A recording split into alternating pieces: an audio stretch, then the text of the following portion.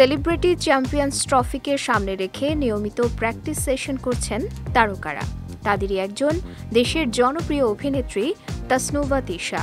সম্প্রতি practice session শেষে গণমাধ্যমের সঙ্গে কথা বলেন এ অভিনেত্রী।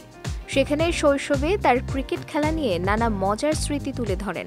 শুধু তাই নয়, আবার ক্রিকেট খেলায় অংশ নিতে পারছেন বলে আনন্দে আত্মহারাও অভিনেত্রী।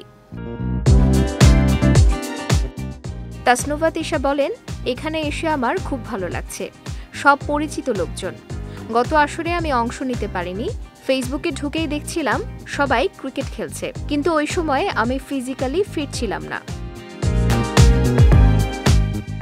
শৈশবের স্মৃতি টেনে তাসনুভা তিশা আরও বলেন, ছোটবেলায় ক্রিকেট খেলতে চাইতাম, কিন্তু আমার ব্যাট ছিল না, তাই ছেলেরা আমাকে খেলতে নিত না।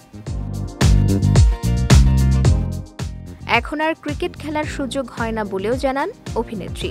তার কথায়, এখন কি আর ক্রিকেট খেলা হয়? শখের জন্য ক্রিকেট খেলেছি। তিনি আরও বলেন, আমি জানি আমি কোনো খেলায় জিতি না, তবে যেই ফর্মে খেলি, ইভেন আমি যদি ফিল্ডিংও করি, তাহলে আমি ওই জায়গাটাতেও প্রপারলি খেলতে চাই।